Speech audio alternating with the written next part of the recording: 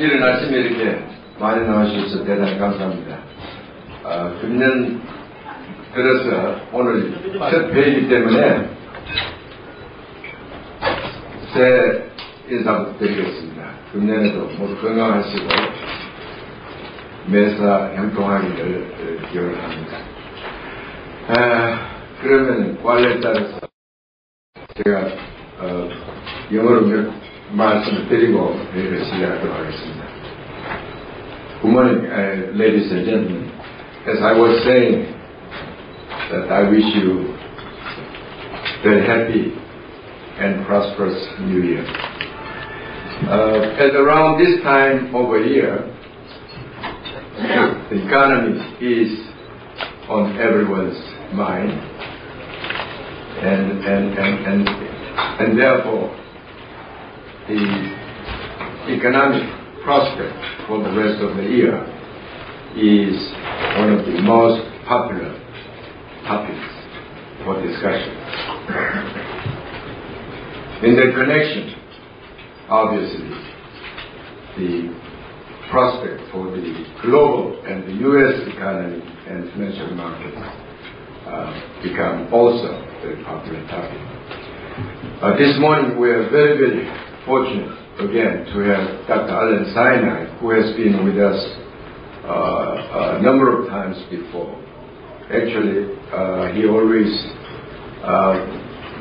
shares his enlightening views on the global economy and the U.S. economy, in particular financial market development, at around this time of year. I'm so thankful to Dr. Sinai, who is one of the busiest economists in the world, in the United States, particularly around this time of the year. But he always takes time to come to Seoul to meet with us. Since Dr. Sinai has been with us a number of times, I don't think he needs a long introduction, but I want to say that he is the most sought after consultant nowadays by not only business leaders and top managers, but senior policymakers. I know, including Vice President Cheney and the Alan Greenspan. I just want to remind you of the fact that when he was here last year, someone asked how high the federal fund rate will go up. I vividly remember that he talked about it will go up over 4%. You know what happened is 4.25% last year. No wonder actually he was named as the most accurate forecaster for the financial market development. I think it was 2 years ago in one of the newspapers in the United States. But in any case, again, I'm so glad that Dr. Sinai found time to come to Seoul. Actually, he has to leave this afternoon after this lecture. After he will be talking to Bank of Korea staff and the KDI fellows. With no further ado, I would like to invite Dr. Sinai. Please join me in welcome. Well, thank you for that wonderful introduction. Always a delight to start the year off here in Seoul, Korea. The weather was beautiful. When I landed last night, it was clear. I think 20 degrees Fahrenheit. That is, by the standards of the northeastern United States, warm. And so I came to sunny Seoul for a break from the very depressing New England winter of the United States. I suspect for you it was cold. The U.S. and global economy they're not cold. They're not hot. They're somewhere in between, but looking very good. And so what I want to do today to give you some sense of where we think the U.S. and global economies are in the business cycle expansion for the U.S. and the world that began a few years ago. I want to talk about the nature of financial markets trends and tendencies at the particular stage in the expansion that we sit. I want to take you on a quick trip around the world as we see it, the relative strengths and weaknesses of different parts of the world, countries and regions. To some extent highlighting Asia, because in our view on the numbers, Asia is the most dynamically growing region of the world, and we think it will continue that way. I can't not talk about Fed policy in the United States with a change in chairman coming, especially since I got lucky last year on the federal funds rate. It's going to be harder this year. And we should take a look at Japan and what is likely to happen in Japan, an end to the quantitative easing on a Japanese economy that for the first time in a decade looks to us be in a real, live, sustained and sustainable economic upturn. And then the risks, and of course the currency picture, and the risks to what I think is a bright prospect for the global economy, the U.S. losing some of its momentum, some of its steam, slowing down this year, but still growing nicely for the fifth year, depending when you date the beginning of an expansion, and much of the rest of the world picking up steam, particularly Asia, even the Eurozone somewhat, a strong Latin America, Central Europe. The global economy always has problems, but basically looks very healthy to us. But where are we in the business cycle in the United States? And of course, although as time goes by, the U.S. economy will be less and less decisive in calling the tune on the global economy, it still is very important. And so let me take a look for you on where we think the U.S. is in this cyclical expansion that the U.S. economy is in. We date the beginning of the U.S. expansion functionally as the middle of 2003. Statistically, according to the National Bureau of Economic Research, the well-known NBER, that dates U.S. business cycles, the expansion began, or recovery began, in November 2001. But the U.S. economy didn't really get going, didn't really pick up, lift off in growth until the middle of 2003. The reasons for the delay had to do with the overhang of the collapse of business capital spending and of the U.S. business sector, the huge declines in the U.S. stock market, a bubble bursting, and a number of geopolitical events that we think held back confidence and sentiment, held back the U.S. stock market, and just delayed the functional pickup in the economy. Those were, of course, as you know, the September 11th attack in New York on the United States, the war against terrorism, the Afghanistan war, the run-up to and the war against Iraq.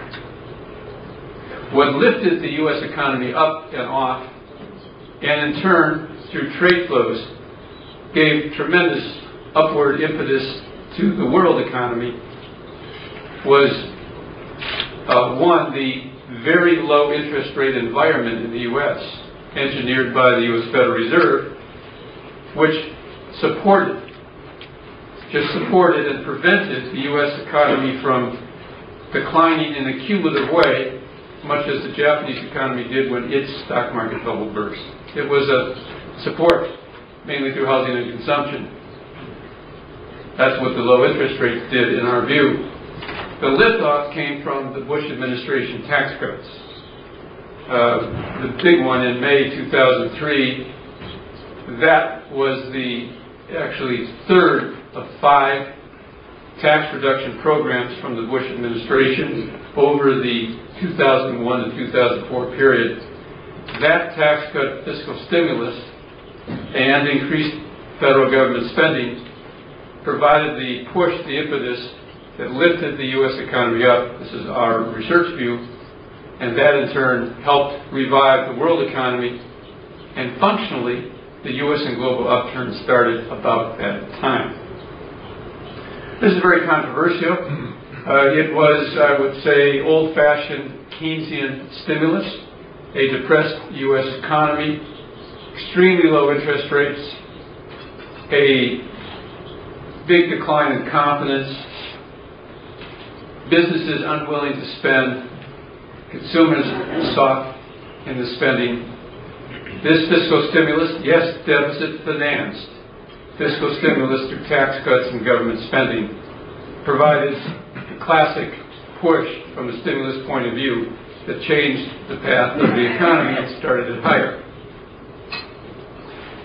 That fiscal stimulus was not without, and is not without its potential side effects of large deficits and deficit financing and rising debt to GDP ratios for the federal government in the United States, which someday may come back to haunt the U.S. economy. But in the practice of policy, with an economy that really wasn't moving, was not responding except in a cushioned way to those low interest rates,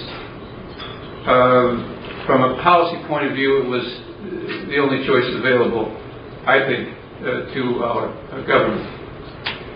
The issue of the deficits that come from and came from those fiscal initiatives, a problem for another day. It's a little like triage. You take care of the biggest problem first, and even though there are side effects and negative byproducts, deal with them later, because if you don't take care of a big problem first, you won't, in this case the U.S. economy, wouldn't have been lively enough to even deal with the deficit problems later. It was a very serious, we think, U.S. economic problem, and serious for the world in terms of growth. Growth has to be revived. Now, if we look at the functional pickup in the U.S. economy as the middle of 2003, these days, the timeline for a U.S. business cycle expansion, and roughly similarly for the global economy, we think is 5 to 7 years. That is, we no longer in the United States have what we used to call inventory cycles, inventory recessions and expansions. The technology of inventory production, support, transport is such, just-in-time inventory production, the planning that goes on, the electronics of the production and use of inventory, such that we don't get large swings in inventories that give us inventory cycles that can take the whole economy down or up. But once you take those out of the business cycle, typically a duration of about 3 years, then the swings in the business cycle run, we think, 5 to 7 years. And so if we functionally lift it off in the middle of 2003, we are looking at 2008 to 2010 as the central point or window when the next recession might hit. That's beyond the horizon of the talk today, because we're looking today at 2006 and into 2007. It is always possible that even on this timeline, there could be shocks, events, surprising issues that arise that could shorten that 5 to 7 year timeline. But at the moment, the major categories of what brings an expansion to an end, and I'll name them for you, though there are some signs that some of these are around, they're not yet decisive. What brings recession or recession-like conditions are four categories of factors. One can be negative external shocks, like the Gulf War or the Iraq War, which in the case of the United States either brought about or intensified recessions that were already in place. Both those wars, on our studies, made the U.S. economy worse than it would have been otherwise. You can have external supply-side shocks that come from sharp rises in oil prices, not oil price hikes that are pulled up by strong economies around the world, which is largely the case now, but exogenously pushed up prices from oil-producing countries for political or other reasons, and those depress growth, depress profits, and can cause an economy to move into recession. A second category of factors that causes recession or recession-like conditions are external imbalances. External imbalances. The text says domestic or global. That's actually technically not quite right, but imbalances, domestic or global, or both, that are unsustainable and eventually get removed through wrenching disturbances. But we have some of those imbalances around. In the United States, we have very large trade and current account deficits and very large and likely to rise in the next few years federal budget deficits. And those are structural. The U.S. can't do this forever, although people have been saying this for years, and the day of reckoning has not yet come. In the case of Asia, we have huge surpluses, growing surpluses on trade, current account for China, and a tremendous accumulation of foreign exchange reserves, China and in Asia, and $820 billion or so in China. The use of those reserves are a major factor in the markets and in the world economy. And that imbalance, which largely in our view has come about because of the undervalued Chinese currency and undervalued Asian currencies, will someday have to get corrected. And when those imbalances, whatever they are, in any business cycle expansion, get pronounced and extreme, and if policy doesn't fix them, those imbalances can cause an economy to go down. But it's not yet, in our judgment, bad enough, extreme enough, to expect the U.S. economy to go down or the Chinese economy to go down and Asia's economies to go down because of those imbalances.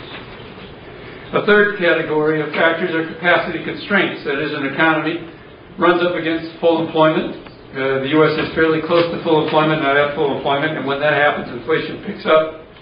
The Federal Reserve raises interest rates, and the combination of the full employment constraint, higher interest rates, higher inflation, slows the economy down and changes the dynamics of the business cycle and starts the next downturn moving. Of the factors, there's one more that can bring about recession-like conditions with time lags, recession-like conditions. This one for the U.S. is the one we are most sensitive to at this point. U.S. inflation looks quiet. The U.S. economy is in very good shape, but we are getting close enough to full employment that for us, we are sensitive to running into the full employment constraint, inflation getting higher than the Federal Reserve wants, the Federal Reserve raising interest rates more than I am going to forecast here today, and effects on the economy. But we seem to be far enough away from this situation so that it shouldn't be a big deal in 2006. And the final category of problems is policy errors. Monetary and fiscal policy mistimed, misused, misdone, and that can take economies down. I must say that monetary policy in the United States now for many years has been A to A-, been superbly executed. And in our view, the fiscal policy stimulus of the Bush administration, the tax cuts, were almost perfectly timed in terms of when those tax cuts came into the economy and lifted it off. I've never seen politically tax cuts be timed so well. It was amazing how the administration managed to push those tax cuts through in order to get them in place. So the underlying conditions of the world economy, U.S. and world economy, suggest to us that we are somewhat beyond the middle of this business expansion, and we still have some time to go. The factors that we watch that start the clock ticking on the next recession or recession-like situation show some signs of being around, but we seem pretty far away. And so far, a large number of external shocks, the war against terrorism, the continuing confrontation in Iraq, other geopolitical risks, lately the confrontation with Iran and the effect on oil prices, rising oil prices, in some sense an external shock, the hurricanes and weather problems that the U.S. economy went through that were substantial in the late summer, early fall. The U.S. economy and the world economy have shaken these shocks off and gone on to continue to move ahead and move up. That's what economies do when they're in the middle of the expansion, when they are not yet fragile in the real economy or the financial economy, when the imbalances haven't gotten too extreme. That performance and our look at the data and the processes that are going on in the U.S. and world economy suggest we're somewhat past the midpoint of the expansion, and we have a couple, 2-3 years to go. Now, markets, financial markets in the middle of business expansions in the U.S., by and large, are pretty predictable, at least qualitatively and tendency, in terms of tendency. In the middle of an expansion, or even beyond it, the U.S. stock market cycle historically has been very clear. It's an equity bull market. And it is, at that time in the business cycle, the second leg of the equity bull market. It's the part of the equity bull market where profits are still growing strongly, interest rates are beginning to rise, and awareness of some of the risks that might lead to a recession later on are coming into play. And so the stock market has an irregular pattern, but generally moves up. We think we are in, we have thought, we continue to think, we are in the second leg of the equity bull market in the United States for this cycle. We have never thought this would produce strong returns, certainly nothing like the 90s. And so the operative phrase for the stock market cycle in the United States is that it is a muted, M-U-T-E-D. It's a soft bull market. Total returns in the U.S. equity market, we thought last year would range from 5 to 8%, and we did about 5%. This year, we're hopeful that we'll see 6 to 9% total return. This is X the currency now. This is X movements in the dollar on the U.S. stock market. Nice to go up. On average, we think it will go up. Good deal of volatility. We are much more optimistic in a business cycle context on equity markets outside the United States. Our global asset allocation for equities in an all-equity portfolio has been and remains underweight the U.S. and overweight non-U.S. The overweight is 60% non-U.S. The U.S. weights 40% in an all-equity portfolio. And in the non-U.S. artificial equity portfolio, model portfolio that we use, the strongest overweight is Asia. And you will see why we say that, and have said that, when I go through our look at the world and the global landscape, where the relative strengths and weaknesses are, when you look at various countries and various regions. For the U.S. stock market, and for the world stock market, our view is stock prices on average will go up this year.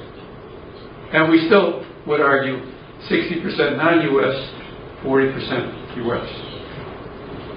Interest rates in the U.S. and any economy in the middle or somewhat beyond portion of the expansion tend to rise. Why do interest rates go up? Well, mainly because central banks start to raise interest rates when an expansion gets far enough along. And they do that because inflation begins to pick up. Pickup in inflation is a natural part of a business cycle expansion. As resources are used up, demand stays strong, inflation on average tends to rise. Central banks in the middle of an expansion or a little beyond will tend to lean against that and raise interest rates. That stage of the interest rate cycle does not really derail the activity side of any economy. It's just too strong. And indeed, at such a time, central banks aren't trying to take down the economy, to take down inflation, because inflation hasn't gotten bad enough yet. And the big issue is when and whether inflation does get too high, and central banks have to get tough and really raise interest rates to really slow things down. Now, why does the inflation ultimately in most business cycle expansions get too high? It's, I think, the natural result of a free enterprise mixed capitalistic system and the energy of it, and in the system itself, the incentives to hold down prices and to keep inflation down don't really exist. You know, when you're in business to grow profits, grow sales, and if you have pricing power, that's a plus. You're not in business to cut prices. And if workers are getting in short supply, they're going to ask to be paid more because they want to get paid more. The lenders want to lend, the borrowers want to borrow, the spenders want to spend. The energy of the system in the normal business cycle produces a tendency for inflation to rise. So somewhere in that process, central banks step in, and yes, the U.S. central bank has stepped in. Interest rates went up, short-term rates 3.25 percentage points since June 2004. Their path and pattern is going to be different this year. I'll get to that. That's what I mean. However, this time for the U.S. it was different. The U.S. started with a very, very low interest rate. It was abnormally low, purposely so, to cushion housing and consumption, which it did do. And so what we've seen so far has been a renormalization of that federal funds rate to the 4.25% that Dr. Sakar mentioned, at which we closed out the year. Not punitive, maybe biting on the U.S. economy some in the housing area, but not really punitive. And the reason is U.S. inflation hasn't really gotten high enough for the Federal Reserve to be worried enough to slam on the brakes, stop the economy's growth so that inflation gets stopped. The Federal Reserve is trying to, by starting those rate hikes very early, cut the risk that inflation will get too high, even before the reality of too high inflation sets in, which is a better way to run monetary policy than to wait until after inflation is in place and then have to catch up and raise rates a lot. At that point, it's too late. So we have a reasonable shot of going through hikes in interest rates, the U.S. economy falling into some sort of balance, and the central bank stopping and not having to take rates up to really take the U.S. economy down. We have a shot here in the U.S. of finessing the problem of those capacity constraints that I mentioned, the rises in inflation that typically come about, higher interest rates, credit restriction, and then a downturn. That is probably the biggest question for 2006. Will we finesse the business cycle? In the 1990s, the U.S. did finesse the business cycle. We had a 10-year expansion. We'll see whether we can repeat that this time. For currencies, there's really no predictable pattern. Currencies depend on all kinds of factors, including politics and elections, non-economic factors. And so the normal business cycle pattern that I described to you for the stock market and for interest rates cannot be applied to currencies. There's no predictable in a qualitative way path or pattern for the dollar or for the Korean currency against the yen that goes on that we can find in normal business cycles. But the cycles in the financial markets, stock market cycles, interest rate cycles, and credit cycles are very clear. And indeed for us, in a very large-scale model of the U.S. economy, it's now about 900 equations. What I'm describing to you is we could capture in how we have structured that model. Well, this is backdrop. So now let me take you through the landscape as we see it, the relative strengths and weaknesses around the world of how the 2006 U.S. and global economies appear to us at this time. I always say something like that, appear to us at this time. Hoping you'll remember that when some of these numbers and forecasts aren't right, because you can be sure that we'll change our mind if we get evidence that says it's not right. And of course, if I see you once a year, you don't know that we're changing our mind, but you can imagine that we are. And the other reason I say it is because what I do and what we do is not easy. It's fun, but frustrating because you can't get everything right all of the time. I think it's fun trying. That's why I do what I do. And we build models to do it. We invent information systems to do it. We're now using a lot of anecdotal evidence and systematically filtering that in what we do. And you know something, you still can't get it, no matter how hard you try and what you do and all the things you try to do. And so I always remember a quote that was attributed to Winston Churchill, which is, changing one's mind often is a virtue. Do I believe that Winston Churchill actually said that? It was a story repeated at some seminar or something 10, 12 years ago, and I love the quote. And I kid the people, I kid my wife, I say, when she changes her mind quite often. And I say, well, it's fine for a woman. That quote, I said, did you know that changing your mind oftenly, that's a virtue? And she says, oh, is it? I said, yeah, Winston Churchill said it, and he should know about these things. And, of course, forecasters. I love that quote because I'm a forecaster. So my kids gave me a little sign after they heard this a few times, and it's hanging on the wall of my office saying, changing one's mind often is a virtue. Our expectation is for a pickup in economic growth for the world economy, a picking up of steam, but with striking differences in the pace of growth and business activity depending upon the country and the region. For the U.S., we expect continuing expansion, but at a diminishing rate. And since this is early in the morning, I can throw out a few numbers. It's too early for you to go to sleep unless you stayed up late last night. 3% fourth quarter to fourth quarter is our expectation on GDP growth for the United States. This compares with 3.5% last year, 4% plus the year before. That's what I mean by diminishing. That expectation is below the consensus of forecasters in the United States. The Business Week survey had the growth at 3.5. 3.3. That's one survey. The Wall Street Journal survey a few weeks ago had it at 3.3. In the comments of various members of the Federal Reserve, in any conversations I've had with them, though they haven't put their forecasts in the hat yet, they'll do that next Tuesday when they all make forecasts. I think they're in the 3.25%, 3.5% range. So we're expecting slower growth than most everybody else. Why? We think housing in the U.S. is softening and will be soft. Housing and residential construction. The data are very clear.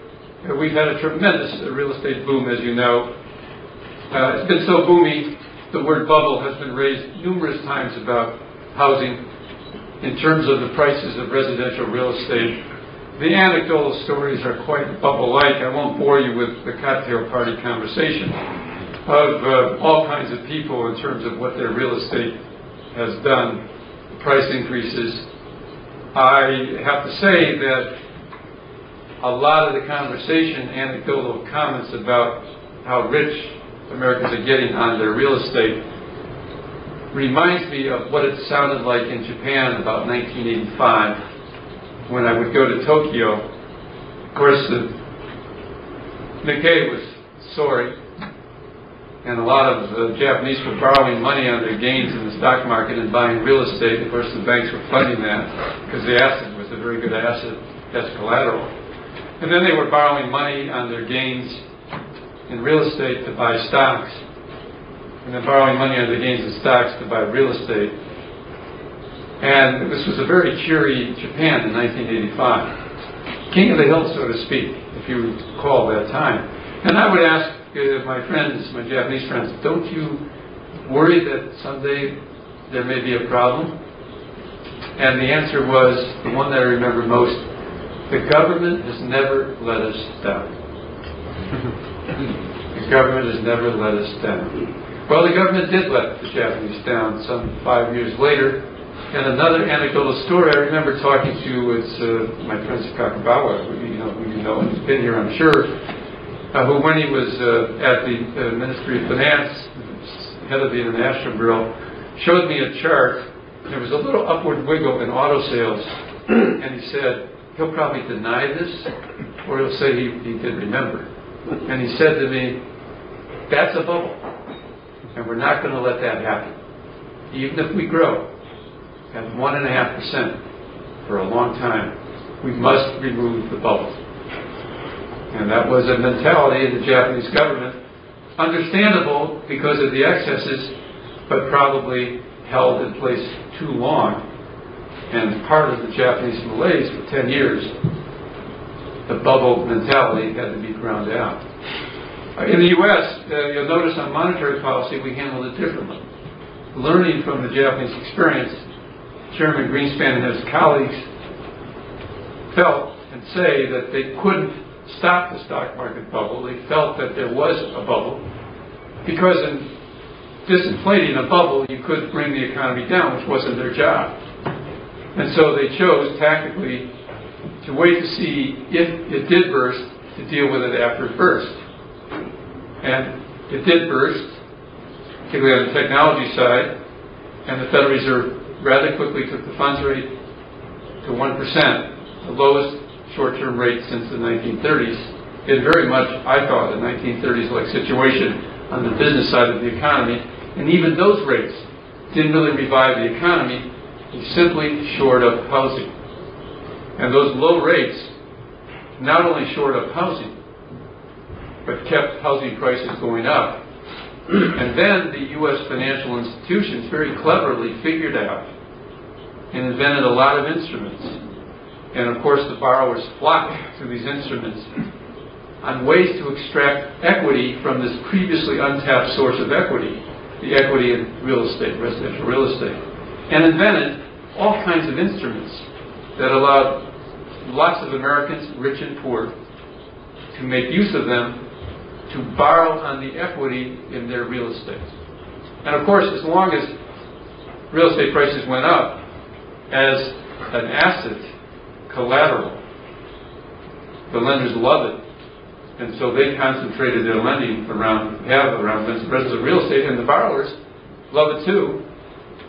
And the ability to borrow and buy, and then buy and borrow, is part of the spiral. And yes, it is scary. It is scary because it's very much like what I've just described, qualitatively, lots of other bubbles in the history of the United States and other countries. And you do really have to watch this. It is a big risk out there on the horizon.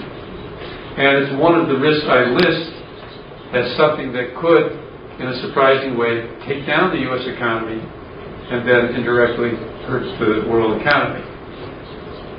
Right now, we think housing will soften. We're not using the word weak. We're not using bubble or bursting of a bubble. We're simply watching the situation very closely because of its characteristics and the way that I described it to you, having the seeds of its own destruction potentially there. But we want to step further. We've looked at what's happened the last 5 or 6 years on the upside of this phenomenon. And we have quantified, we think, in a way that no one else has, how it worked in the economy over the past 6 years to give us a housing boom. That is to say, we've taken the data on cash out financing, on mortgage debt, the interest rate data. We've looked at how that has affected consumption in residential construction and investment. And we have found, and we were surprised, very significant effects of the whole channel and whole way of housing and mortgage finance and how that affects the economy. Well, I would summarize it in saying that the U.S. economy has never been so levered on residential real estate as the U.S. economy is now. That the quantitative effect, as we estimated, if housing goes down big time and home prices tumble, the quantitative effect on consumption, business investment, and residential construction will be much larger than any previous episodes where we had troubles in housing before. So we are watching this as a risk. But right now, the way we see it for this year is softness. That means home sales and housing starts diminish 5 to 15%. Housing prices don't go up anymore on the stated measured indices for housing and existing and new homes. We would expect small gains, flat. That means that in the transactions that go on, asking prices won't be obtained, and we will actually have, though you can't always see it in the measured data, declines. And as a balance sheet item, the value of residential real estate and household balance sheets will soften and not grow very much this year. And that's part of why we think, the second reason why we are looking at the economy and thinking that it will be weaker than the consensus view, is because there will be effects of that on consumption, along with higher interest rates, along with high energy costs, higher inflation than we have had, and that will restrain spending by the consumers. So growth in consumption spending will be below its historical trend in the United States. The historical trend is 3.4% per year. That's over the past 40 years after you adjust for inflation. We're projecting 3% after you adjust for inflation for growth in consumption this year. That's $8 trillion in an economy that is a little under $12 trillion. So you're talking about 3% growth in a little more than 2/3 of the U.S. economy. So if consumption grows at about this pace, the U.S. economy could be worse than 3%, but not a lot worse. What the consumer does is a very big deal for this year. And you know, it's very imprecise work. The momentum of American consumer spending is such, and you're familiar with this, we are a culture where we spend, we borrow, we spend, we borrow. The savings rate in the United States on one measure is negative now. That is unsustainable. And so eventually, somewhere, the consumer will slow down enough and we will have some sort of recession. Our judgment is this year, it will not be the year, we'll just see this somewhat below trend growth. That has implications for what we buy all around the world. And so the exports to the U.S. of consumer-related items, ranging from cars to electronics to all the stuff we buy from everywhere, should be softer out of the U.S. In the U.S., business sector spending looks like it will be quite strong. That's capital spending, inventory building. Hiring is solid, and it is the hiring and the incomes generated and the balance sheet strength of households that we think will keep the spending of the consumer up at 3%. And that's really our story of the U.S. economy for this year and its growth rate. At 3% growth, we would expect the unemployment rate in the U.S. to come down some. It's currently 4.9%, but we are expecting 4.5%. And that would represent full employment in the labor market. And on 3% growth, utilization rates in manufacturing will move higher. And so we will start to press the capacity limitations of the economy. And as a result, our expectation is that inflation will irregularly, but on average, creep higher. And the Federal Reserve will keep on raising interest rates, but that inflation will not get so out of hand that the central bank has to clamp down, really put the brakes on the economy. Again, this is an area we have to watch very carefully to see how inflation plays out. Inflation around the world, of course, because of globalization, competition, and low-cost production of so many goods that are bought all over the world. A lot of that comes out of Asia, a lot of that comes out of China. And we also have global competition for services. Look at India and the programming and software, intellectual capital that exists in India. Global technology allows companies anywhere in the world to buy from anywhere in the world and ship anywhere in the world. And of course, technology itself through the internet is a force to keep inflation down. If this stuff wasn't going on, I would today be talking about, I think, a much higher inflation rate in the United States, and probably talking about the Federal Reserve raising interest rates a lot more than the current scenario that we have. In non-U.S. areas, we start with Asia because that's where the most dynamic growth is going on. Dynamic and robust growth in China and in India is quite prominent and will continue. We continue to expect China to have another year of near 9% growth. All along, we have not thought the Chinese economy would slow down much. We continue to think that for 2006. This is a dynamic, burgeoning economy, bursting at the seams, and somehow the inflation rate's low, and so there's not a central bank problem. China, the number one trade partner now of Japan and of South Korea. I'm almost tempted to say, as China goes, so will go the Japanese and South Korean economy, at least on exports. I don't think we're quite there. But the point I would make is that the U.S. economic prospect is no longer as important for Asia as is the Chinese economic prospect. Sands are shifting on where the countries count most. And so our view is that even if the U.S. slows down, Asia can still do better. Of course, if the U.S. was really strong and booming, Asia would do better. But Asia is not, its tail is not wagged by the U.S. dog anymore. Indeed, in this part of the world, Japan's pickup is solid and striking. Finally, Japan, we think, is in a real upturn and will add to the growth of Asia in general.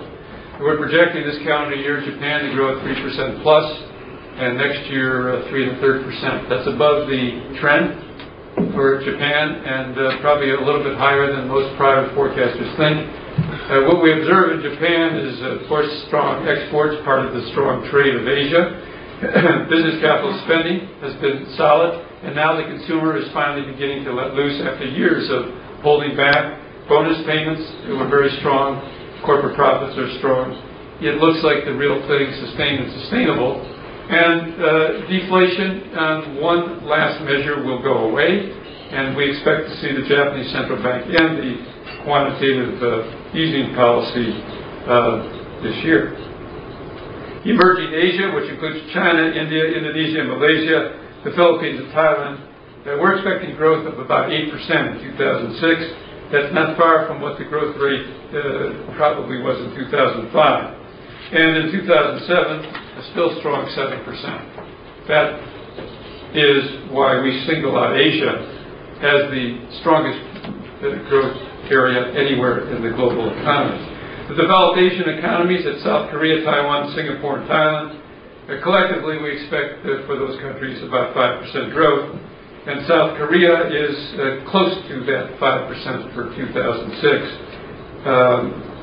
And as we monitor the economy, we detect over the last half year some pickup, some better numbers, and we expect the South Korean economy to do reasonably well. You know, by historical standards, that's not as good as it has been at other times, but it's better than last year.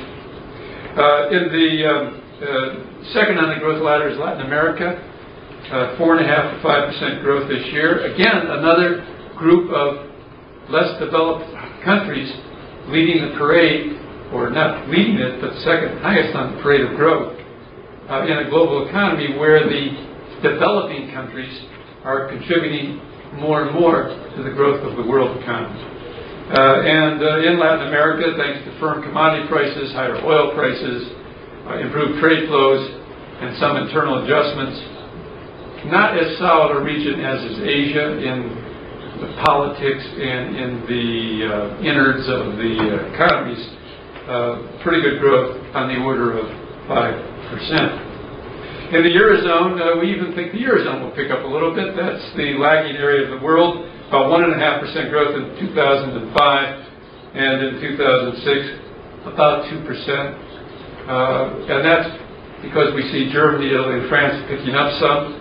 Consumers starting to spend a little more, and we're expecting that the trade flows that relate to Germany, which is a lever for the region, will do better.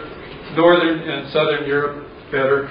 The Eurozone and Europe as a whole, a better year. But in terms of the numbers, lagging in growth.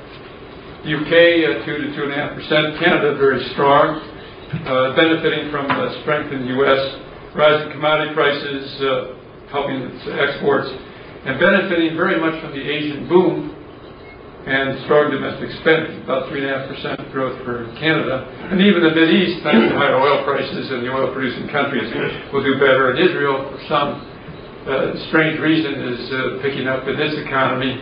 It is very much a technology exporter. Despite the geopolitical problems and tensions in the East, the Israeli economy is doing better. So the global economy is covered by our organization, some 48 countries. About 3.5% growth this year. Last year was about 3, a little over 3. A pickup in steam for the global economy, not for the U.S., with the major risks to the world economy really residing in the U.S. Fairly long list of risks, which I'll briefly talk about in a few minutes. But risks that we think are manageable for 2006. As we go farther, if we go to 2007, 2008, 2009, they will probably look less manageable, but one never knows. I want to turn now to markets, and first monetary policy in the United States and in Japan, where probably the most striking changes are in process in terms of monetary policy, which in turn are very important to the stock market and to currencies. In the U.S., we think the Federal Reserve has moved to a different stage of its monetary policy. We call it a sea change. Stage one was taking that 1% federal funds rate and getting it more normal for an economy that was up and running. The Federal Reserve knew that they had taken the funds rate to an artificially low level. The experiment worked. Housing not only was prevented from becoming part of the downturn in the U.S. economy, but it became the leader in holding and growing the U.S. economy, as did consumption, and the U.S. economy boomed after those tax cuts came into place. In fact, it may be that a good thing was overdone. I think an unintended consequence of the 1% federal funds rate for so long is what I described. The excesses in the housing area and the residential real estate area in the United States. I don't think anyone could have predicted the response in the system of the financial institutions and the awareness of American homeowners and realization and education that they could extract previously untapped equity out of their homes, out of that asset, and then have that money to spend.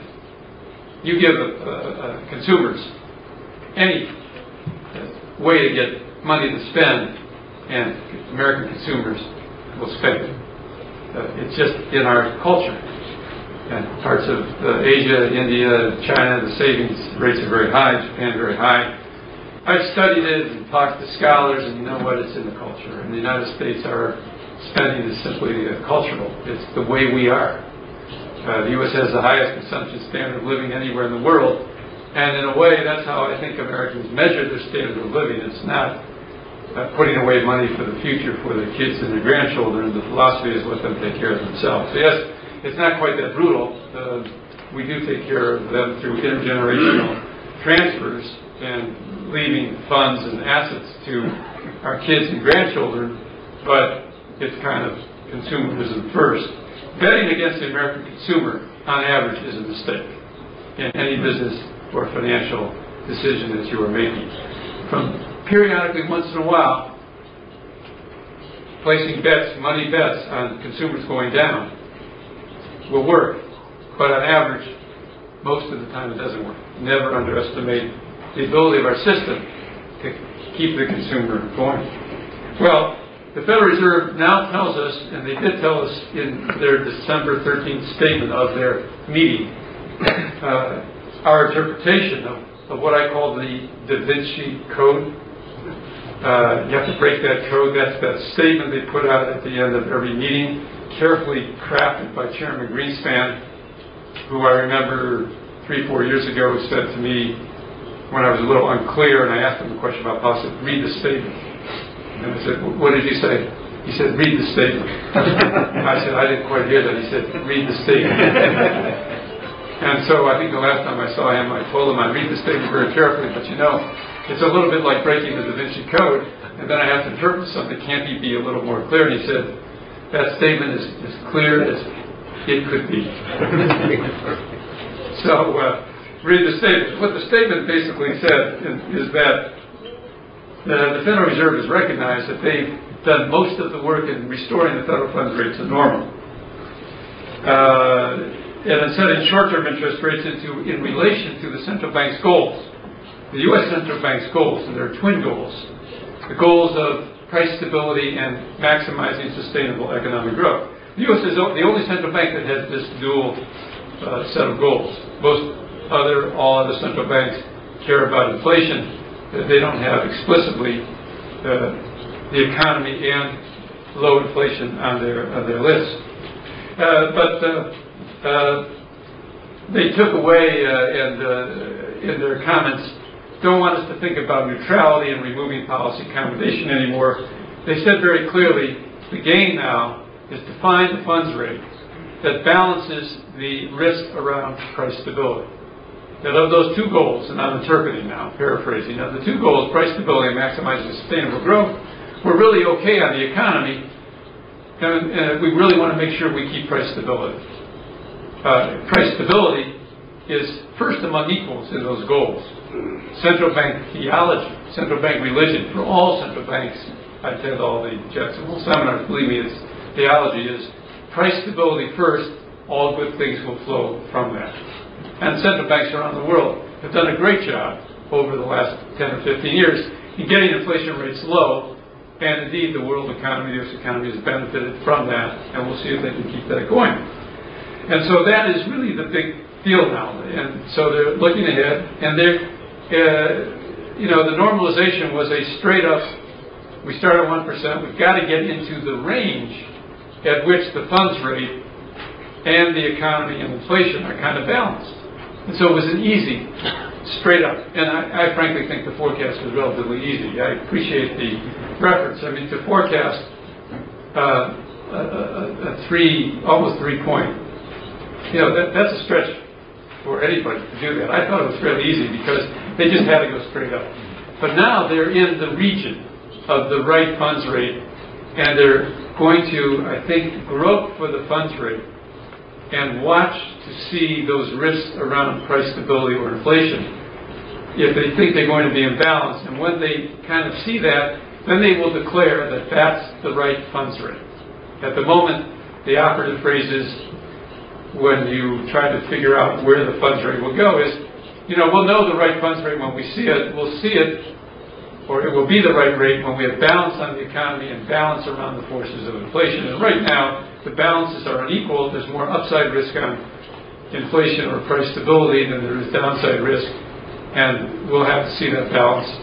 And they literally are going to have to kind of grope now in a range and get the funds rate and watch simultaneously what's going on in inflation and the economy to get that balance. It's like a juggling act, but I think that's one way to look at our Federal Reserve and where they're going. What they told us in the statement and subsequent minutes of the meeting of December 13th is that they don't think they have a lot more to go. And that they do have to do some further measured policy firming. And I don't think they're going to tell us any more than that. And so we interpret some further measured policy firming of a minimum of 50 basis points higher on the federal funds rate, but quarter point each time, not 50 basis points, minimum. And a maximum of 1 or 1.25 points. That's how we're interpreting, not a lot more. So you get a range of possibilities for the federal funds rate and not a precise number. And we're fairly confident that we've got this pretty good. Minimum of 50 basis points would take the federal funds rate, there's a meeting next week, take the federal funds rate to 4.75.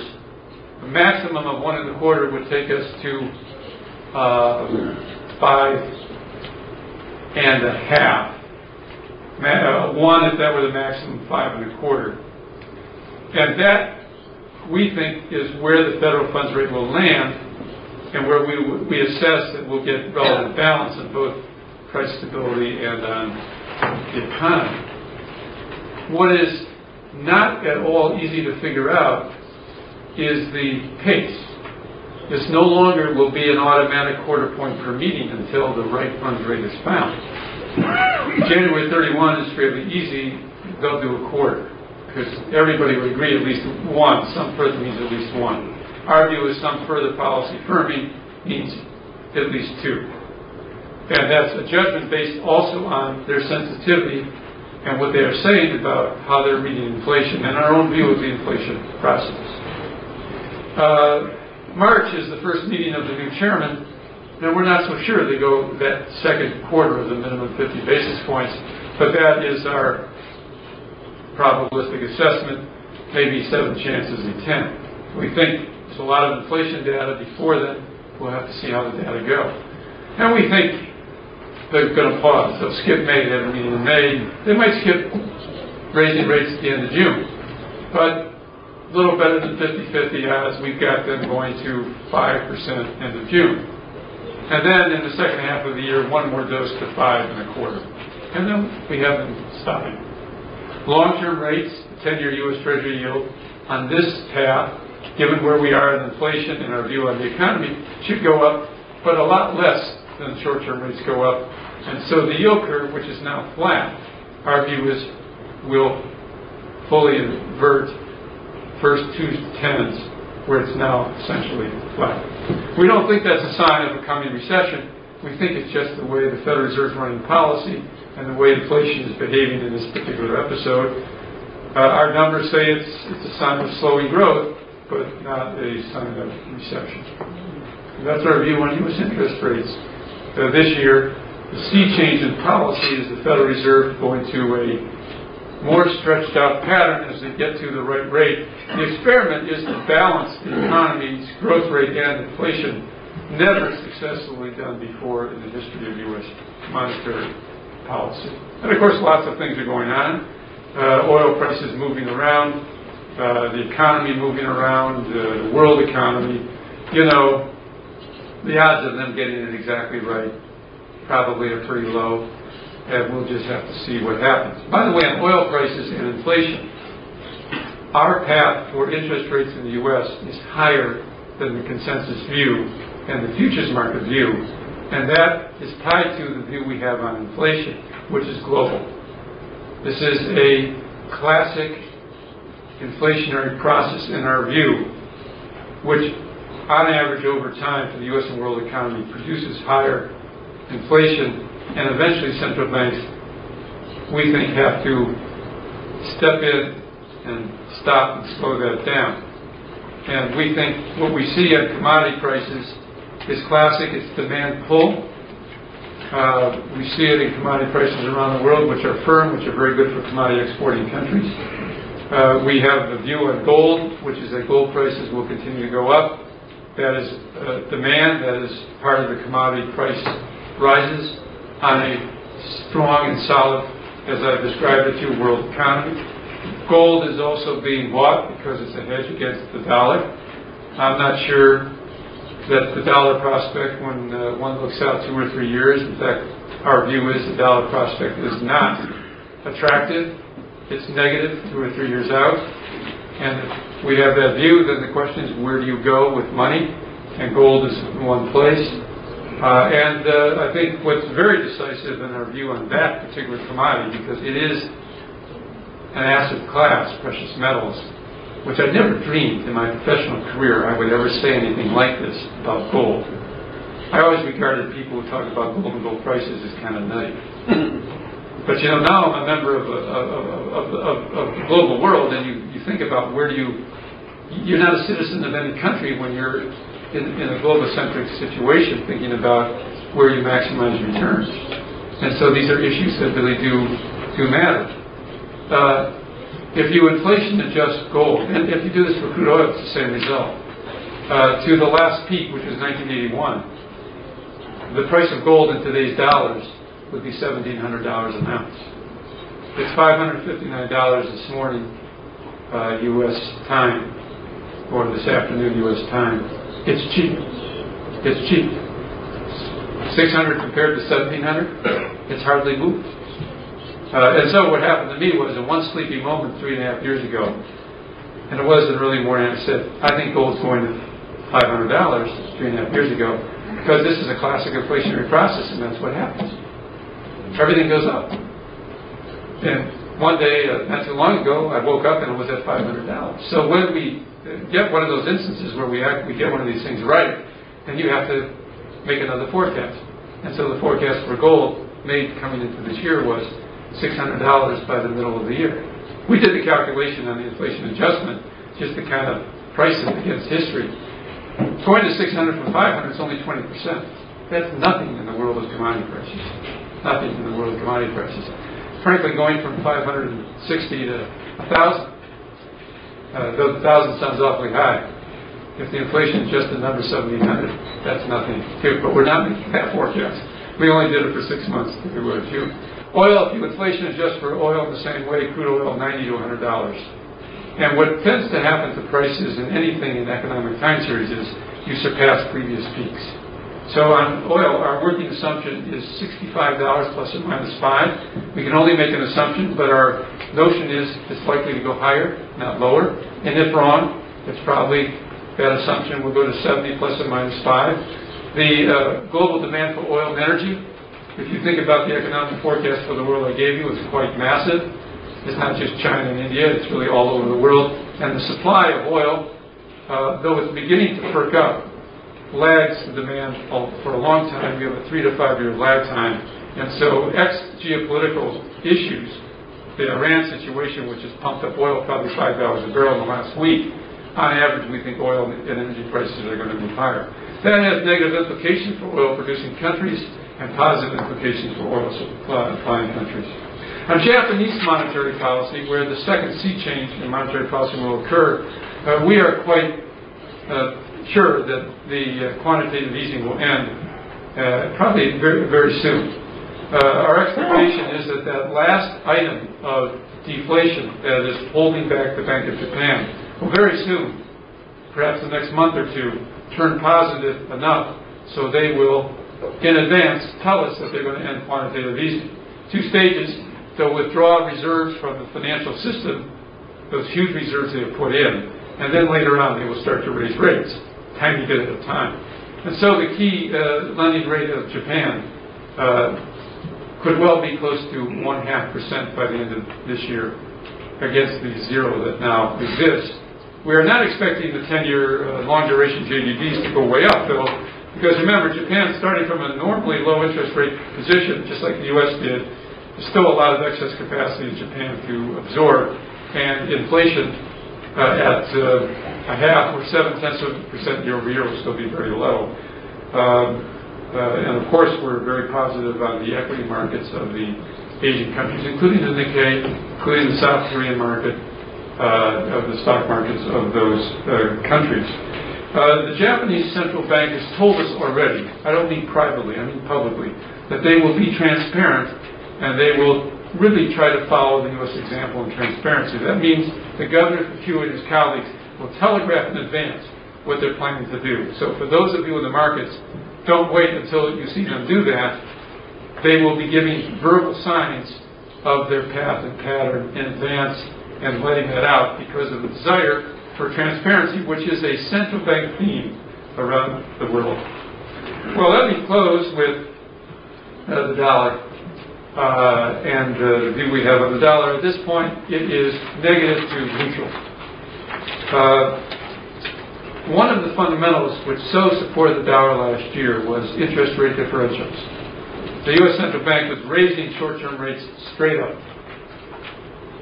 There was no thought or expectation that the Bank of Japan would be raising rates, and no thought or expectation that the European Central Bank would be raising rates.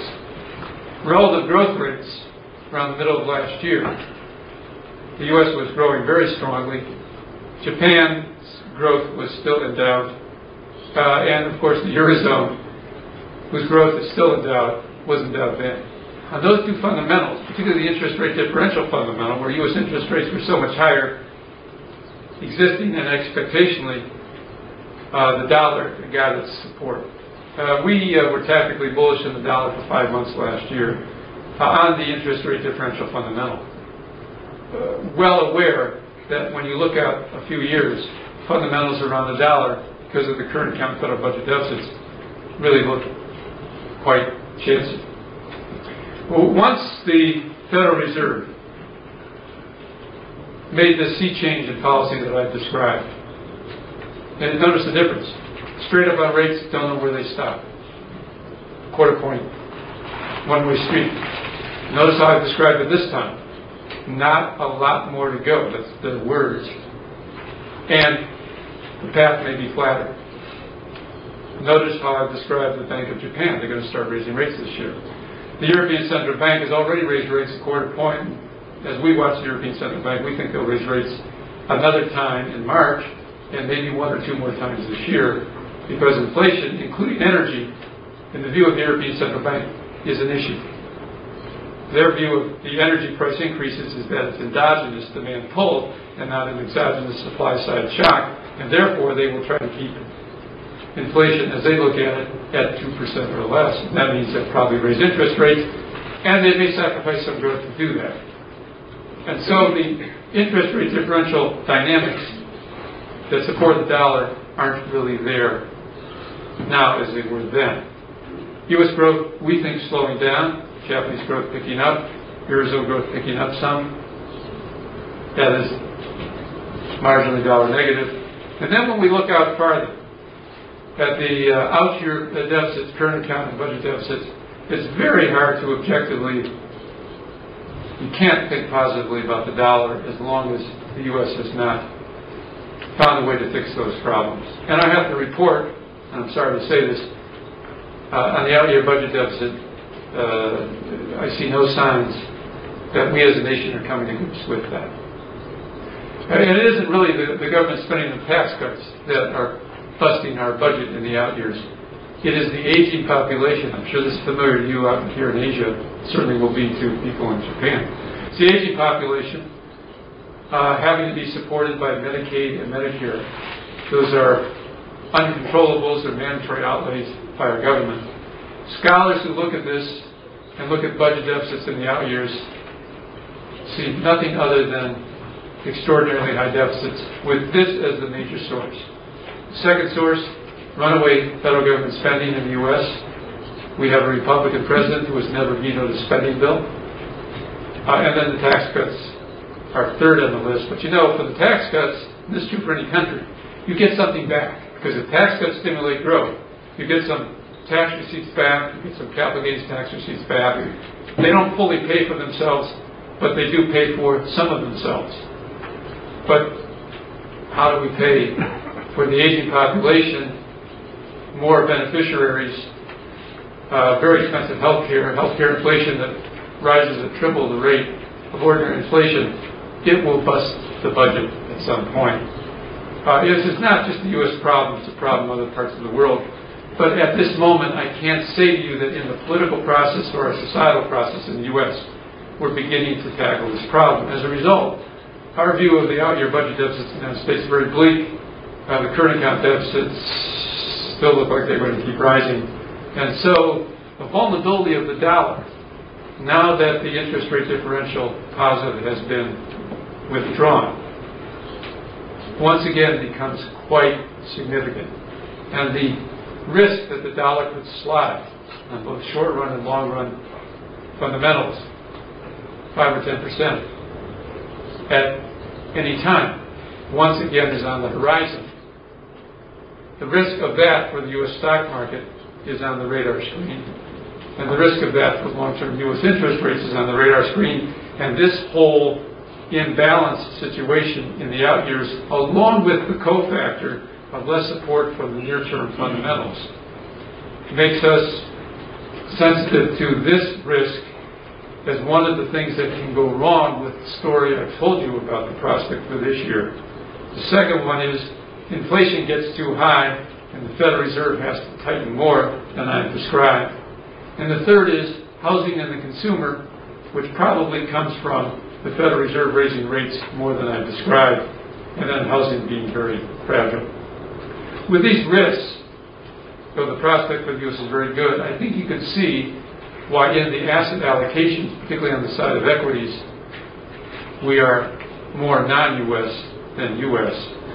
And from the way I have described our view of the landscape of the world, though you may not share that view, being here in South Korea, the view from outside is often different from the view from inside, which can be more depressed than the view from outside. You can see why we're so bullish on Asia, both in terms of activity and in terms of stocks. From the point of view of the sweep of history, looking over 5, 10, 15, 20 years, I think we are in the middle of a seismic shift in the relative strength of regions of the world, the likes of which we have not seen for a long, long time. Well, thank you for being so patient with me this morning. I hope we have some time for some questions.